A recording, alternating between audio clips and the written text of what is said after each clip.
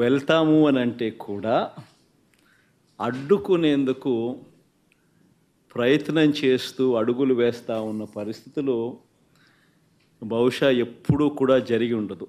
దేశంలో కూడా ఎప్పుడు బహుశా జరిగి ఉండదు. రాక్షస రాజ్యం అనేది ఇదే. ఆశ్చర్యం ఏమిటంటే తెలుసా, ఈ మాదిరిగా వైఎస్ఆర్సీపీకి సంబంధించిన కార్పొరేటర్లకు, ఈ మాదిరిగా వైఎస్ఆర్సీపీకి సంబంధించిన నాయకులకు, ఈ మాదిరిగా వైఎస్ఆర్సీపీకి సంబంధించిన అనేక మంది శ్రేణులకు ఈ మాదిరిగా నోటీసులు ఇవ్వడం,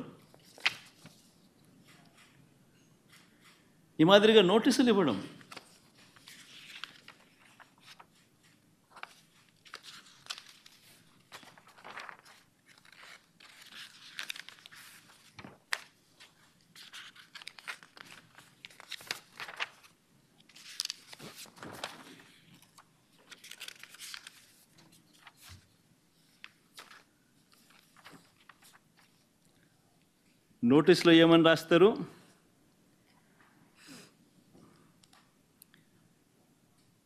మాజీ ముఖ్యమంత్రి సభ్యులు వైఎస్ జగన్మోహన్ రెడ్డి గారు తిరుమల తిరుపతి సందర్శన ఉన్నందున సదరు కార్యక్రమానికి అనుమతి లేనందున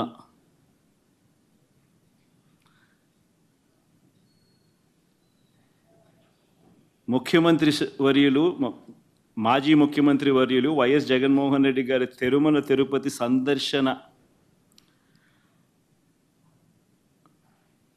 సందర్శనకు సదరు కార్యక్రమానికి అనుమతి లేనందున మీ ఆధ్వర్యంలో కార్యకర్తలతో మరియు మీ సొంత వాహనాలలో బయలుదేరి తిరుపతికి చేరుకొని వారు నిర్వహించే కార్యక్రమంలో పాల్గొంటారని సమాచారం.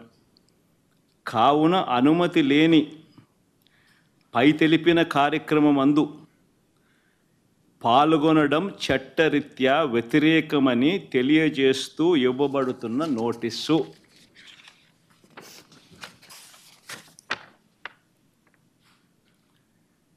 ఒక రాష్ట్ర మాజీ ముఖ్యమంత్రి జగన్మోహన్ రెడ్డి అనే వ్యక్తి, ఒక రాష్ట్ర మాజీ ముఖ్యమంత్రి అయిన జగన్మోహన్ రెడ్డికి తిరుమల తిరుపతి దేవస్థానంలో దేవుడిని దర్శించుకునేందుకు వెళ్తాను అనంటే, వెళుతున్న నేపథ్యంలో మీకు పర్మిషన్ లేదు,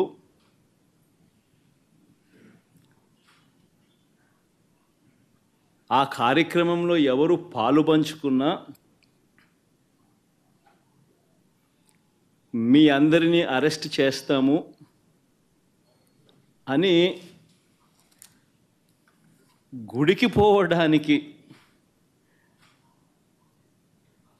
పోతా ఉంటే నోటీసులు ఇస్తూ ఉన్నారు. నిజంగా ఆలోచన చేయమని అడుగుతా ఉన్నా. ఏ ప్రపంచంలో ఉండం? రాక్షస రాజ్యం కాదా ఇదని అడుగుతా ఉన్నా.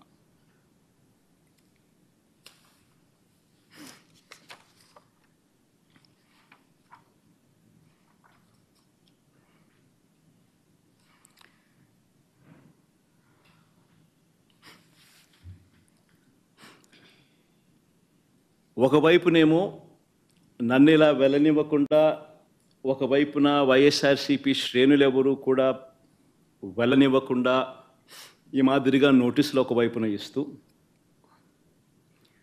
మరోవైపున టీవీలలో చూస్తే ఆశ్చర్యకరమైన విషయాలు, చుట్టుపక్కల రాష్ట్రాల నుంచి కూడా బీజేపీ వాళ్ళని తప్పిస్తున్నారు. మరి బీజేపీ పై వాళ్ళకు తెలుసో తెలీదో నాకైతే తెలియదు, కానీ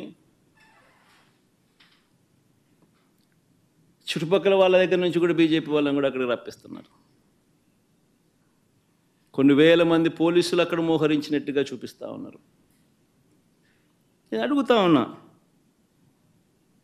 ఎందుకు ఇంతగా టాపిక్ డైవర్ట్ చేయడానికి కోసం ఎందుకు ప్రయత్నం చేస్తూ ఉన్నారు? ఎందుకు ఇలా టాపిక్ డైవర్ట్ చేయడం కోసం ఎందుకు ఇంత ఆరాట పడతా ఉన్నారు?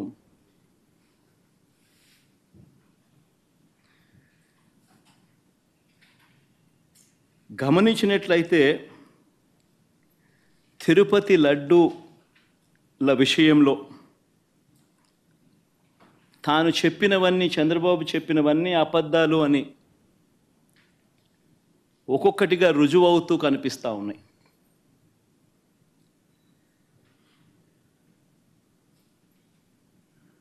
ఆ కనిపించే నేపథ్యంలో 100 రోజుల పాలన మీద టాపిక్ డైవర్ట్ చేస్తూ లడ్డూల టాపిక్ తీసుకొచ్చాడు. ఆ లడ్డూల టాపిక్లో చంద్రబాబు నాయుడు అడ్డగోలుగా తప్పు చేసి